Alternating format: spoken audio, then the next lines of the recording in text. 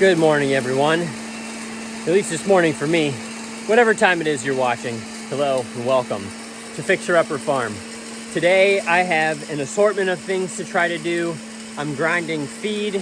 We're finishing up with the broiler feed right now. I got interrupted doing that last night because of a isolated thunderstorm that came through. We've got layer feed and pig feed to grind as well. And then because of all that rain, I noticed that the floor drain in the shed of our garage was plugged. So I went through and I pulled out the grate that was in there. Let's just say it's not in great shape. It pretty much just broke apart into a million little pieces. So I'm gonna have to figure out a new solution for the grate on that. But I also might as well dig it out because it's filled with a bunch of silt and old wooden spoons from however many decades it's been there without being cleaned. So I'm gonna clean that out while I'm in the middle of grinding feed. So come along with us today. That's just part of the projects that I'm gonna get done. There may be more. We'll see how long it takes for me to get through that one. But hopefully it'll be fun because we're actually gonna be fixing something on the farm today.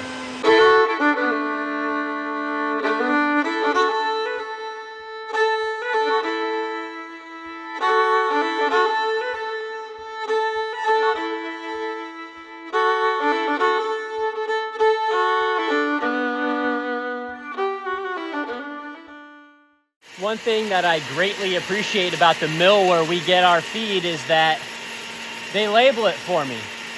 So what I just finished grinding is the broiler feed.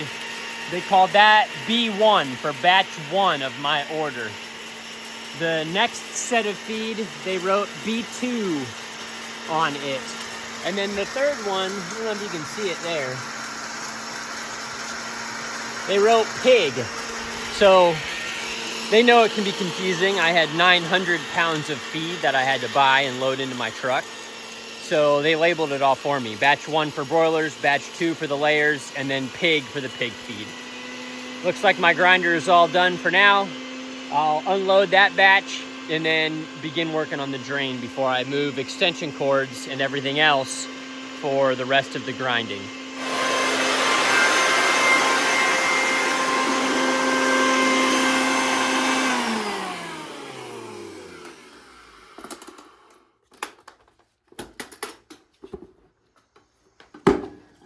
All fresh ground broiler feed.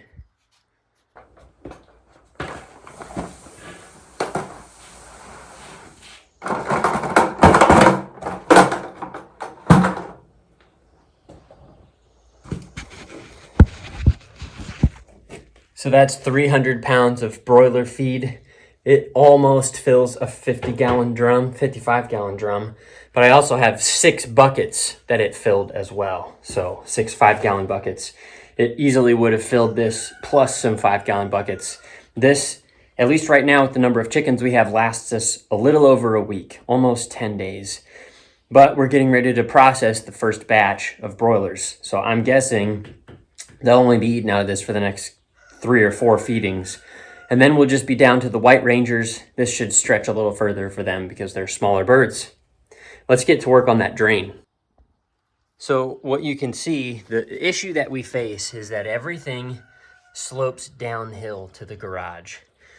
And over time, this drain pipe has just gotten filled with silt. It still drains water, but it's cracked and broken and filled with silt. And this floor drain used to run all the way over there, and you can see it's just caked with mud. There's roots growing out of it. So I've got to try to clean this up. The tools that I have on tap for today are a garden claw to be able to scrape out some of that silt and dirt, a wide head shovel. This is a gardening shovel, but it may work just to dig some of that stuff out. And then a square concrete trowel to get into the edges and the corners. You can see right there, I'm uncovering, look at that. That's an old piece of the grate. There's more of it right there that you guys are sitting on. So we've got our hands cut out for us, it seems.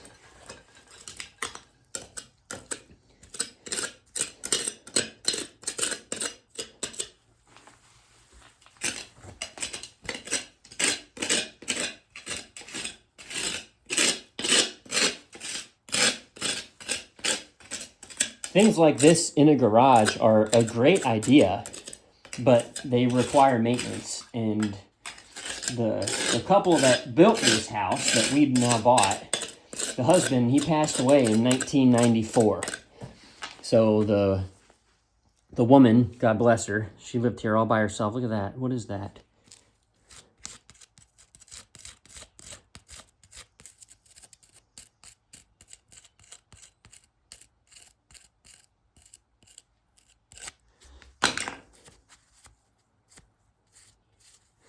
Concentrated, cleans and protects. I have no idea what that is, but we're not going to use it. So anyway, the old woman lived here by herself, and she did the maintenance that she could. We've heard stories from the neighbors of, even in her late 80s, outside on hot summer days, push mowing the ditch by hand. And I give her a lot of credit for that, because that's a long time. She passed away, I think, in 2022. That's a long time to live at home without your husband. She must have been a dedicated woman. But there are just some things that, especially at that age, they just get out from underneath you. I'm going to take this shovel and start scooping out dirt. But I got to put it into a bucket. I have a small bucket. The hard part is going to be those roots. We're going to break all those roots out. That's what's going to hold everything in place. The hazard of where you live when you live in the woods are the roots.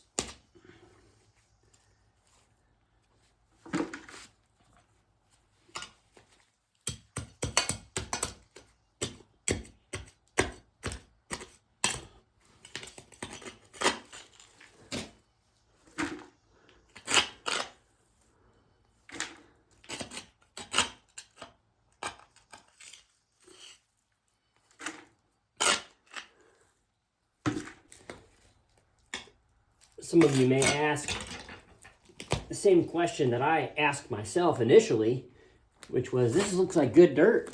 We could take this and put it over in our compost pile and prepare it for adding to the garden. But after thinking about it, I don't know that I want to do that.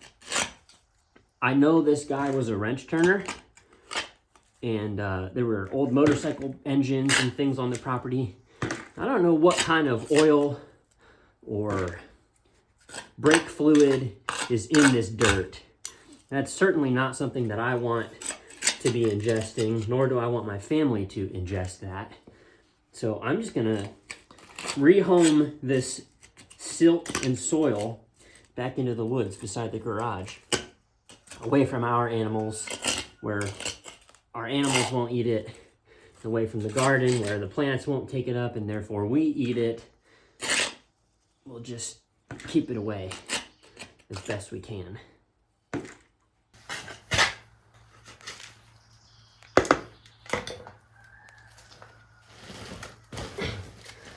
There's the rest of that old grate. You can hardly even tell that's what it is.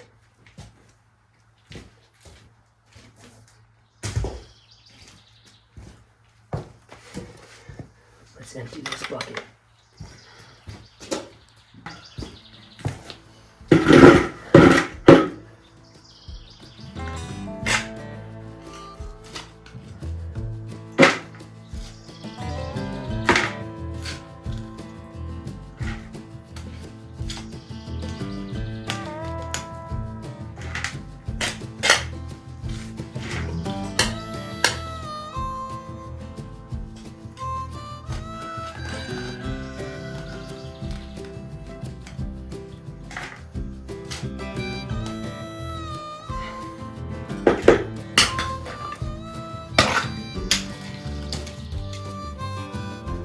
Another piece of old grate.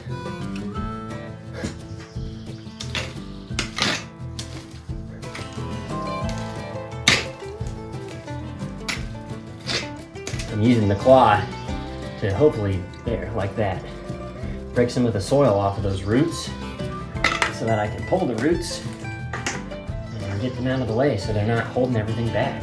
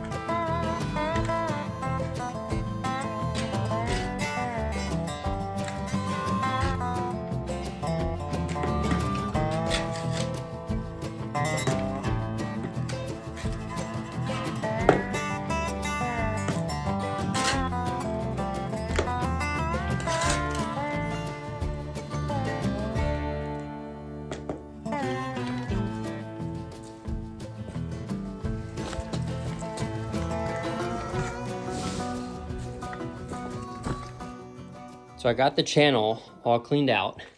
I have yet to clean out the drain side, but I'm wondering now that I get down here and look, underneath that concrete, it appears as though there may be a drain pipe on further on that side.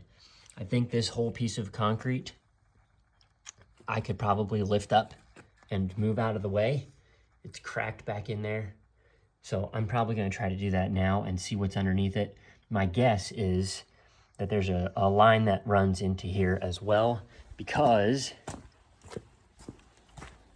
this is a drain, was a drain at one time as well. And it's obviously filled with silt too, but I gotta believe that the water that comes from the drive and slopes down that swale would go into this and then into that pipe, which then goes around the side of the house, the side of the garage, excuse me, and back down the hill towards the creek in the back. So that's what I'm gonna get into next. Maybe I was mistaken.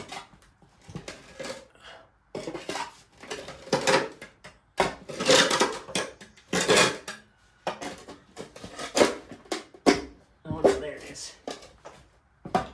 It's broke free now.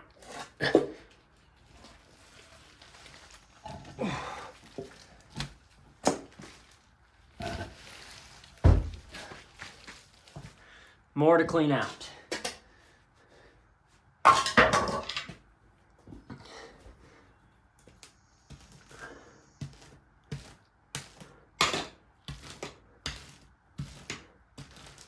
This dirt's been here for a while because it's already compacted and caked down amongst these roots. That's where this claw tool really comes in handy.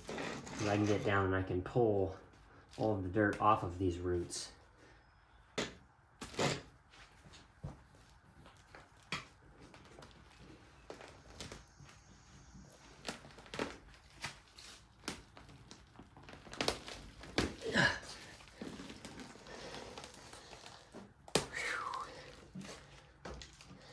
Just as I thought, right there is drain tile.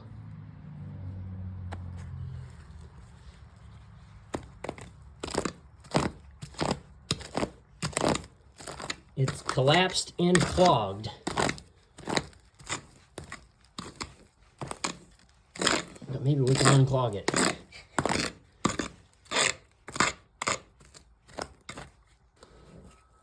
So this confirms my suspicions because it angles to the right, back out that way. You can see the concrete's all heaved up. Do you see that, Eli? The concrete's heaved and broken. That's from water not having enough space to go through the tile. So it pushes its way around the tile and breaks the concrete. That's why pieces of concrete like this get busted up. It's because the water has so much pressure and force, especially when it rains heavy.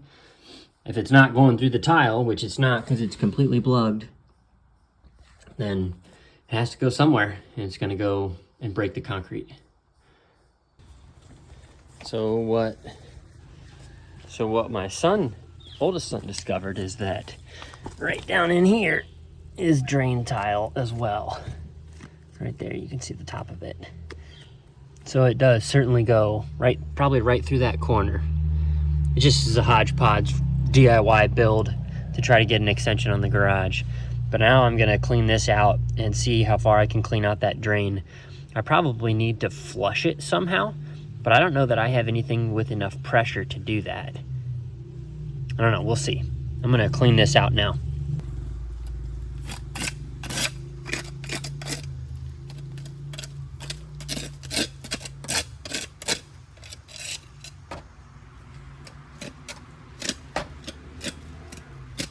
You might be asking yourself, what on earth is he doing? Filling in the hole. Well, I'm not trying to fill it in, but I don't have anywhere else to put this stuff right now. That seems like the best place to me. All in one location. I'll clean it out from there.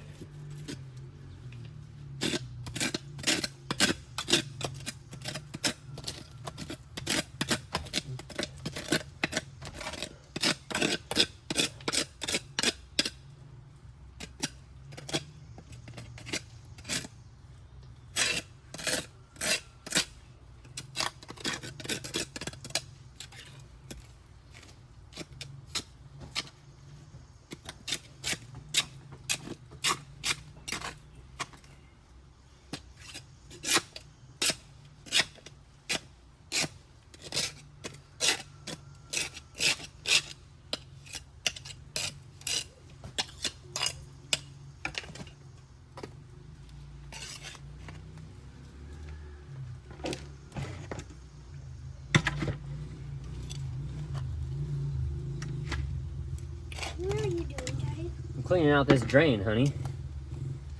Look in the shed over there. I cleaned that drain out too. What are dreams? Well, it's so that, you know how we get water that runs through the garage right here? Uh-huh. It's because this has a tile in it, a pipe. See the pipe? And that pipe's clogged with mud. So no water goes down through here, which means it has to go through the garage. And I don't want that to happen anymore, because that water's ruining stuff in the garage. So I'm cleaning out the drain to start. And then the stuff will get rusty, and then you have to... Yeah, well, and you know, one of the reasons why the floor of the garage has cracks in it is from water that's not going down the drain. Like that crack right there. Yep. And like in the back of the garage, all that stuff is from too much water. So if we remove all this dirt and the drain starts working, then maybe it won't fill the garage with water. I'm pretty sure that the guy, the husband who used to live here, was a brick mason, because there are bricks everywhere. Landscaping bricks, bricks around where holes are in the building, bricks everywhere.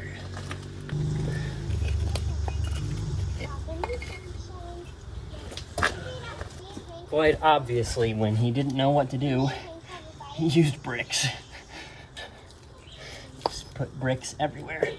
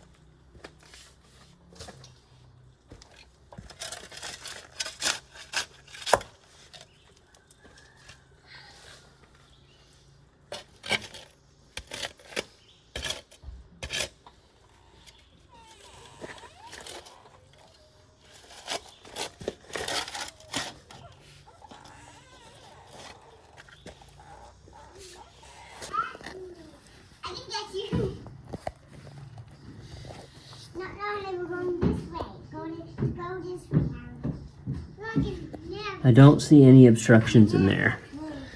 So the drain is cleared as far as I can. I gotta get that stuff out of there. And then this one's cleared. There's still mud inside the pipe. I think the next thing I gotta do, Hallie, is spray it with water and see if I can get that mud to come out of there. What do you think? Yeah. Okay.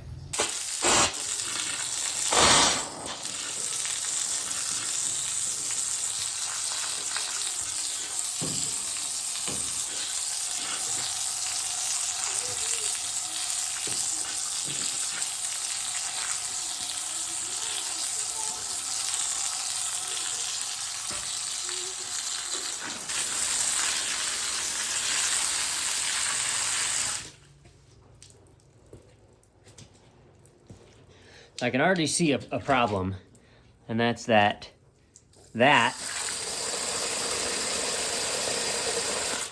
sits lower than the drain on the other side. That's a big problem because that means that this trench is going to hold water no matter what I do. But eventually it'll fill up, and that'll be how it drains. For now, I'm gonna spray water up inside that pipe and see if I can break up some of the dirt that's in there and turn it into mud.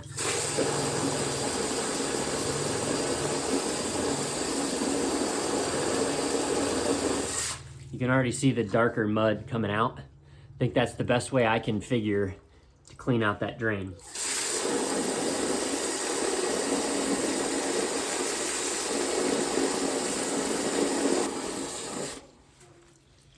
This is probably something that I'm gonna have to do on and off for quite a while. But you can see over there, water is flowing out of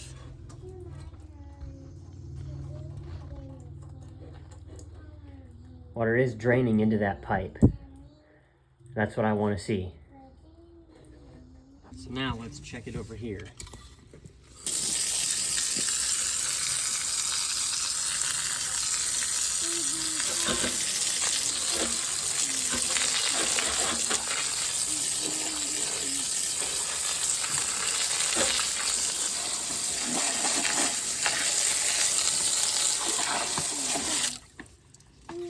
Before that basin gets filled up too high, I'm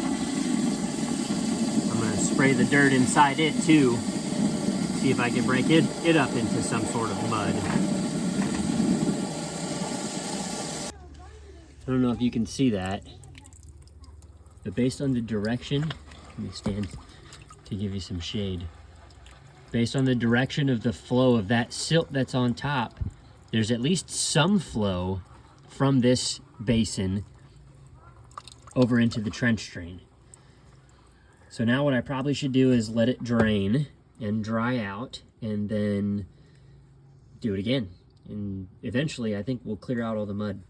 If there's one thing that I've learned at this property, it's that sometimes DIY is better left undone. I'm not saying that you can't do DIY stuff. Everything that we did inside the house was DIY. We completely redid the bathroom, redid all of the drain tile, redid the vent pipes. But I've had no experience doing that stuff, and I have minimal experience in building, but I have used YouTube to my advantage to learn all these things. This is a great example of a DIY project that did not go according to plan. And there could be various reasons for that. It could be he rushed it. It could be that they didn't know what they were doing or didn't have the proper tools, but this should never happen. In a drain that's supposed to be draining that way, the water should be flowing that way. And instead, you can see it's dry up here. The water is just sitting back behind me because that drain sits lower than where it's trying to push the water to. That's a big problem. I'm not gonna redo that. I'm just gonna have to live with that for now.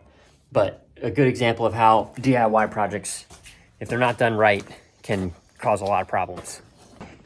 The other thing that I can tell is that because water is still sitting in here and because it's halfway up the pipe, that means that on this end, where there is no water coming out the pipe, there is at least a blockage halfway up that pipe. So probably there's dirt and things build up on the bottom half of that pipe.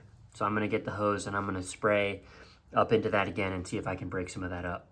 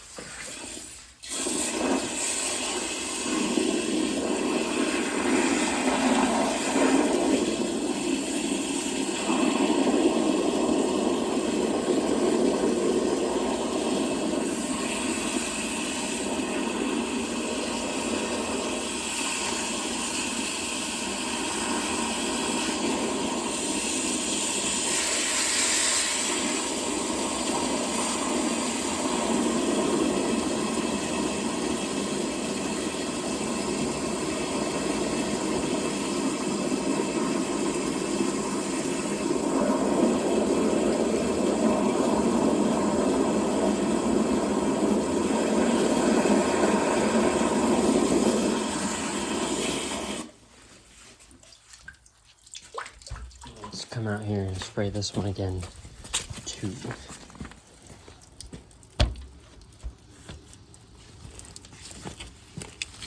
Actually may just fill this basin up so that there's pressure from the water.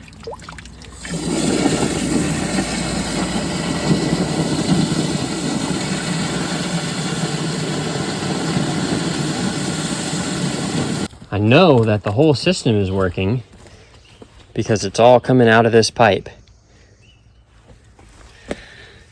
So there's no blockage here. The blockage is between the driveway drain, catch basin, and the floor drain in the shed. From the shed here, it's all draining just fine. That is good news. I have the hose going on the other side, and it's pushing dirty water through this side.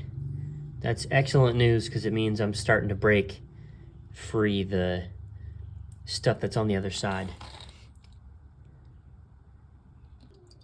The other potential problem that I can see is I think that the drain in the basin, the catch basin outside, is level, if not a little lower than this, which is a problem.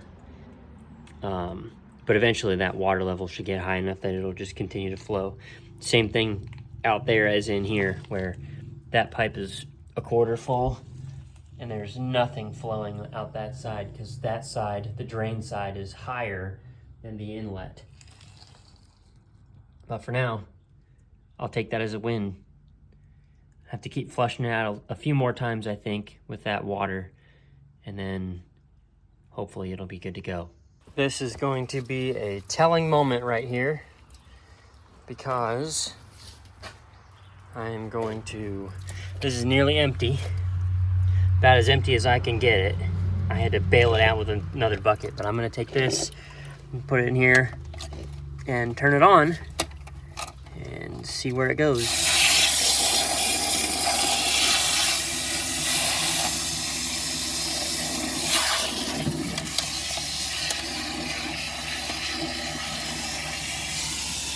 I think that's slowly going to start to fill up, but we should end up with a stream of water.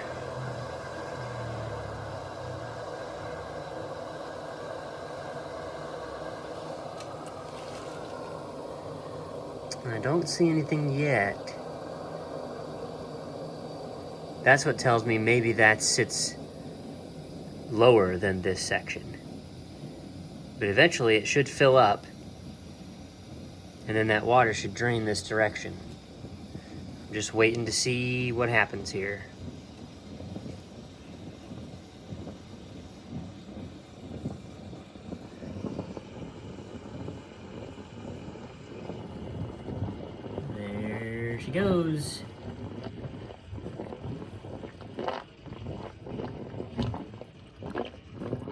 pretty good drainage right there. Well, for now, that's how we're gonna leave it. There's a gentle flow coming out of there, and then it's flowing into there. And I'm just gonna have to leave that for now because I'm not gonna chip up all the concrete. But at least now, hopefully the water will drain in excess. It won't just get stuck here and overflow into the garage or the shed. And there's another good fixer-upper project for the farm. Hopefully this helps our garage and the things in the garage stay dry. Hopefully it prevents the water from getting underneath the concrete and heaving it up into cracks and all kinds of other crazy things until we get to a point where maybe we can fix all of that stuff for real. This is a good temporary fix. Got rid of all that dirt. Now I just have to get a grate to put over top of it so that we can get our equipment in and out of here. And we should be smooth sailing. The heavy rains are over probably for the year, but better to have this done now than to wait until 3 or 4 years from now and have the floor get cracked even worse or something else go wrong. So I appreciate you guys watching me fumble through and figure out what to do with that drain. I've never had to do that before, but you make do with what you have. I don't have a jet system, so I just used the jet setting on my hose nozzle. That seemed to work out okay. So thanks again for watching, and I'll catch you right back here for the next video.